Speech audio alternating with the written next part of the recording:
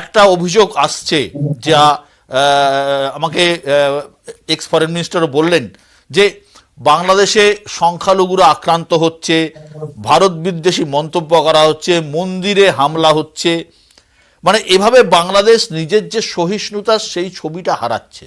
কতজন মারা গিয়েছিল এটা জিজ্ঞেস করেছিলেন? পুরো আপনি যদি বাংলাদেশে আসেন, ইভেন প্রো আওয়ামী লীগ যারা ইন্টেলেকচুয়াল, যারা বাংলাদেশে হিন্দু প্রপার্টি চুরি বা লুটপাটের যারা রিপোর্ট করেছেন, কনফিসকেশনের রিপোর্ট করেছেন, তারাও জানেন যে আওয়ামী লীগের চেয়ে বড় চোর পৃথিবীতে ছিল না বাংলাদেশে। আমরা চেষ্টা করছি, আমরা আমাদের সর্বোচ্চ চেষ্টা করছি যে বাংলাদেশের সবার হিউম্যান রাইটস কে এস্টাবলিশ করতে। আমরা বলছি যে হ্যাঁ, কিছু অ্যাটাক হয়েছে, বাট বেশিরভাগ অ্যাটাকই ছিল political in nature, overwhelming majority. এবং যে সমস্ত অ্যাটাক হয়েছে আমরা কিন্তু এটার ফিগারও আমরা কিন্তু দিয়েছি, প্রায় 100 জনের মতো অ্যারেস্ট হয়েছে এই সমস্ত ঘটনায়, এবং আমরা তাদেরকে প্রসিকিউট করব। এখানে কোনো ক্লাইমেট অফ ইম্পিউনিটি নেই। আওয়ামী লীগ যেটা করেছে, সারা জীবন হিন্দুদেরকে বলেছে আমি তোমার বন্ধু বন্ধু, কিন্তু দেখা যাচ্ছে যে আওয়ামী লীগের লোকগুলোই হিন্দুদের জমি সবচেয়ে বেশি দখল করেছে। ওদের এইটাই ভণ্ডামি ছিল ওদের মূল চরিত্র। আপনি যদি ওনাকে পারেন জিজ্ঞেস করেন, এখানে অনেকে এটা নিয়ে রিপোর্ট করেছে, বাংলাদেশে এটা নিয়ে ভালো রিসার্চ আছে, আপনারা এসে এটা নিয়ে কথা বলতে পারেন। বাংলাদেশে হিউম্যান রাইটস অর্গানাইজেশন গুলো মাইনরিটি অ্যাটাক নিয়ে অনেক বছর ধরে রিপোর্ট করছেন, আজকে না। আপনি তাদের কাছে জিজ্ঞেস করবেন পুরো আওয়ামী লীগের 15 বছরে কি কি রকমের অ্যাটাক হয়েছে, কি কি হয়েছে। আমরা মনে করি যে আমরা সর্বোচ্চ চেষ্টা করছি, আমরা আমাদের হিন্দু ভাই বোনদের পাশে দাঁড়িয়েছি। আমরা দুর্গাপূজার সময় আমরা সর্বোচ্চ, আমাদের পুরো মিলিটারি ছিল, আমাদের পুলিশ ছিল, তাদেরকে ডিপ্লয় করা হয়েছে যাতে পুরোপুরি সিকিউরিটি এনশোর করা হয়, এবং এটা আমরা করেছি। এবং আমরা সমস্ত যেখানে কোনো ঘটনা ঘটছে আমরা সাথে সাথে সেই জায়গায় তাকে যে এটা করেছে তাকে অ্যারেস্ট করার চেষ্টা করছি।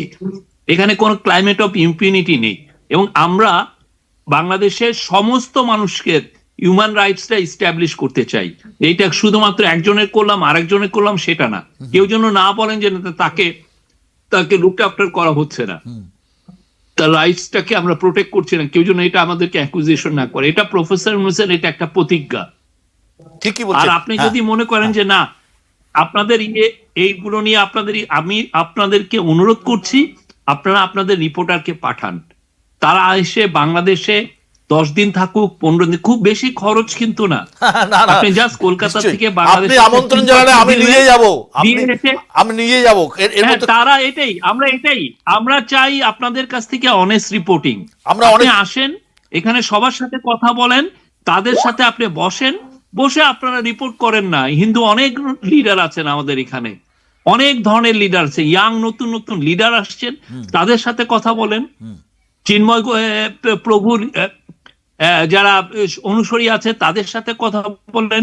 বাংলাদেশে ইসকন আছেন, ইসকনের সাথে কথা বলেন।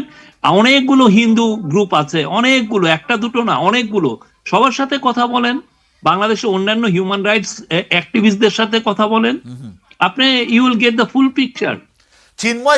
চিন্ময় প্রভুর গ্রেপ্তারিটা নিয়েই মনে হলো যে গোটা মানে এই জিনিসটা একটু বাড়াবাড়ি হয়ে গেল, বা এটা না হলেই হয়তো ভালো হতো, বা ওটা কি একটু মানে জিনিসটাকে আর একটু খারাপ করে দিল?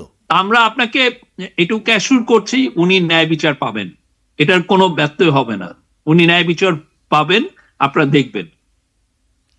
শফিকুল সাহেব, আপনার সাথে কথা বলে খুব ভালো লাগছে, খুব পরিষ্কার, আপনি পরিষ্কারভাবে বলছেন, যেহেতু আপনিও সম্ভবত প্রাক্তন সাংবাদিক ছিলেন।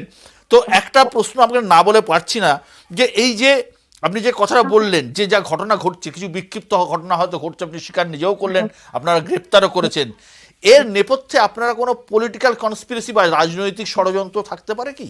না, আমরা সেটা আসলে দেখছি, আমরা পুরো সবকিছু ইনভেস্টিগেট করছি, আমরা দেখছি, আমরা যাদেরকে দেখছি যে যারাই পারপিটেটর ছিল, কালপ্রিট ছিল, তাদেরকে অ্যারেস্ট করছি।